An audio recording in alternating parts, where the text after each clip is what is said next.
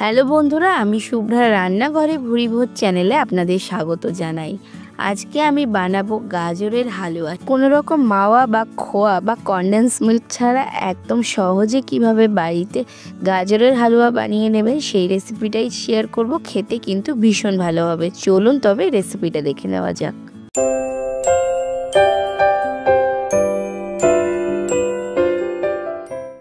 গাজরের হালুয়া বানানোর জন্য এখানে আমি 500 গ্রাম গাজর নিয়ে নিয়েছি। বাজারে যে লাল রঙের গাজরটা এখন পাওয়া যায় সেই গাজরটাই নিয়েছি। প্রথমে আমি এর 2 মাথা বাদ দিয়ে দিয়েছি আর তারপর ভালোভাবে গাজরগুলোকে খোসা ছাড়িয়ে নিচ্ছি। গাজরগুলোকে কিন্তু আমি আগেই ধুয়ে নিয়েছিলাম আর প্রত্যেকটা গাজরকে কিন্তু আমি একইভাবে খোসা ছাড়িয়ে নিয়েছি। গাজরের খোসাগুলো ছাড়ানো হয়ে গেছে। এরপর একটা গ্রেটারের সাহায্যে এরকম যে মিডিয়াম গ্রেটারটা হয় সেটা দিয়েই আমি পুরো গাজরগুলোকে গ্রেট করে নেব। আমি খুব বেশি মোটা গ্রেটার বা মিহি গ্রেটার দিয়ে করিনি, মিডিয়াম গ্রেটার দিয়েই গ্রেট করেছি আর সমস্ত গাজরটাকেই আমি এখানে গ্রেট করে নিয়েছি। তো দেখুন এটা খুব সুন্দরভাবে গ্রেট করা হয়ে গেছে। আর এরপর আমি গাজরটাকে রেখে দেব। আর এখানে আমি নিয়ে নিয়েছি 750 ml দুধ। এটা আমার ঘরে আগে থেকে ফোটানো ছিল দুধটা, সেটাকে আমি জাল করে 1/2 লিটার করতে দেব। তো একদিকে আমি দুধটাকে বসিয়ে দিয়েছি আর ততক্ষণে একদিকে আমি কড়াইতে একটা সসপ্যান বসিয়ে দিয়েছি, তাতে দিয়ে দিলাম 2 চা চামচ পরিমাণে ঘি। ঘিটা মেল্ট হয়ে গেলে আমি গাজরটাকে দিয়ে দিচ্ছি, গ্রেট করে রাখা গাজরটা। আর পুরো গাজরটাই এখানে দিয়ে দিচ্ছি। মিডিয়াম ফ্লেমে রেখে নেড়ে চেড়ে গাজরটাকে একটু ভেজে নেব। গাজরের কালারটা ভাজতে ভাজতে আস্তে আস্তে চেঞ্জ হয়ে আসবে আর গাজরের মধ্যে যে জলজলে ভাবটা আছে সেটাও কিন্তু ড্রাই হয়ে যাবে। ঠিক ততক্ষণ পর্যন্ত এটাকে ভাজতে হবে। তো দেখতেই পাচ্ছেন আস্তে আস্তে গাজরটাকে ভাজতে ভাজতে কিন্তু গাজরের রঙটা সম্পূর্ণ পাল্টে গেছে। ঠিক যখন পুরো জলটা টেনে যাবে তখনই এর মধ্যে দিয়ে দেব দুধটা আমি পাশের গ্যাসে জাল করতে বসিয়েছিলাম, সেখান থেকে গরম দুধটাই কিন্তু এখানে দিয়ে দিচ্ছি। কিছুটা দুধ কিন্তু এখানে আমি রেখে দিয়েছি, মোটামুটি 1 কাপ মতো বা 1 কাপের একটু কম দুধ আমি রেখে দিয়েছি। দুধটা দেওয়ার পর গাজরের সাথে নেড়ে চেড়ে মিশিয়ে নিচ্ছি আর এটাকে মিডিয়াম ফ্লেমে রেখে রান্নাটা হতে দেব। কিছুটা দুধ জাল হয়ে শুকিয়ে আসবে আর এরকমভাবে এটা একদিকে হতে থাকবে। ততক্ষণে আমি যে দুধটা বাঁচিয়ে রেখেছিলাম সেই দুধটার মধ্যে এরকম 2টো গুঁড়ো দুধের প্যাকেট দিয়ে দিচ্ছি, 10 টাকা দামের গুঁড়ো দুধের প্যাকেট। প্রথমেই একটা প্যাকেট দুধ দিয়ে একটু নেড়ে চেড়ে মিশিয়ে নিয়ে আরও একটা প্যাকেট দিয়ে দিচ্ছি দুধের। দুধটা যেহেতু জাল করছিলাম তাই এটা কিন্তু উষ্ণ গরম ছিল, তার জন্য দুধটা খুব ভালোভাবে মিশে যাবে। তো দুধটা গুঁড়ো দুধের সাথে ভালো করে মিশিয়ে নিয়ে এরপর এটাকে সরিয়ে নিচ্ছি। আর এই রেসিপিতে আর একটা জিনিস আমি ব্যবহার করব।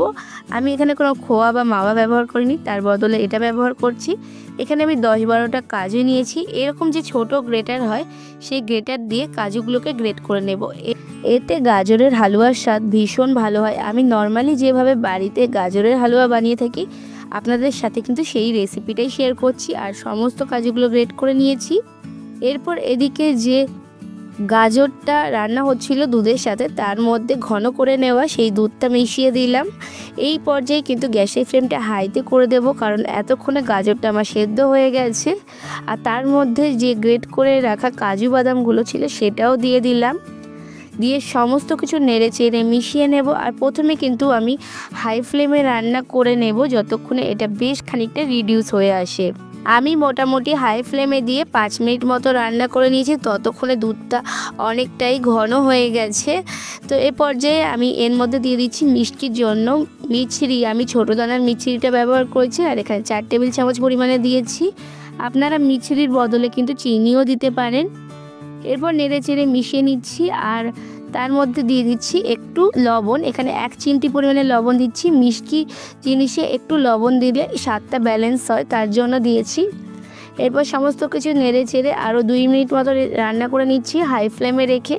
আর এখানে কিন্তু আমার মিষ্টিটা একটু কম ছিল, তার জন্য আমি পরে আবার 2 টেবিল চামচ পরিমাণে মিছরি ব্যবহার করেছি। আপনারা মিষ্টির স্বাদটা অবশ্যই টেস্ট করে দেখে নেবেন, দেখে বুঝে যতটা মিষ্টি প্রয়োজন সেই বুঝেই দেবেন। আর তারপর হাই ফ্লেমে রেখে আরও 3-4 মিনিট মতো রান্না করে নেব যতক্ষণ এটা ড্রাই হয়ে যায়। যখন এর থেকে দুধটা বেশ ঘন হয়ে আসবে আর অনেকটা ড্রাই হয়ে আসবে তখন কিন্তু এটাকে মিডিয়াম ফ্লেমে করে দিয়ে রান্না করে নিতে হবে। তো দেখুন এখানে কিন্তু অনেকটাই ঘন হয়ে এসছে, আর আমি এই সময় মিডিয়াম ফ্লেমে করে দিয়ে বাকি যে জল ভাবটা বা জুসি ভাবটা রয়েছে সেটাকেও ড্রাই করে নেব। হালুয়া কিন্তু ড্রাই ভালো লাগে, তাই এটাকে একদম শুকনো করে ড্রাই করে নেব। আর এরকমভাবে ড্রাই করে নেবার পর আমাদের গাজরের হালুয়া রেডি। আমি মিডিয়াম ফ্লেমে রেখে 3-4 মিনিট মতো রান্না করে নিয়েছিলাম, আর দেখলে বুঝতেই পারছেন একদম পারফেক্ট গাজরের হালুয়া তৈরি হয়ে গেছে। এভাবে গাজরের হালুয়াটা বানালে খেতে কিন্তু ভীষণ ভালো হয়, ছোট থেকে বড় সকলেই খেতে খুব পছন্দ করবে। অবশ্যই শীতকালে এরকম টাটকা গাজর বাজারে পাওয়া যেতে একবার এরকমভাবে গাজরের হালুয়া বানিয়ে খেয়ে দেখবেন, আশা করছি ভীষণ ভালো লাগবে। শীতকালে গাজরের হালুয়া আপনারা গরমও খেতে পারেন বা ঠান্ডা করেও খেতে পারেন। আমি সার্ভ করে দিচ্ছি, আর ওপর থেকে গার্নিশিংয়ের জন্য কিছু ড্রাই ফ্রুট ব্যবহার করছি। তাহলে বন্ধুরা, আমার আজকের রেসিপিটা কেমন লাগলো অবশ্যই কমেন্টস করে জানাবেন। ভালো লাগলে লাইক শেয়ার করে অন্যদের দেখার সুযোগ করে দেবেন। আর যদি এখনও আমার চ্যানেলটাকে সাবস্ক্রাইব না করে থাকেন তাহলে তাড়াতাড়ি সাবস্ক্রাইব করে পাশে থাকা বেল আইকনে ক্লিক করে দেবেন, যাতে পরবর্তীকালে চ্যানেলে যখন নতুন কোনো রেসিপির ভিডিও আপলোড করব সবার আগে আপনাদের ফোনে নোটিফিকেশান পৌঁছে যায়।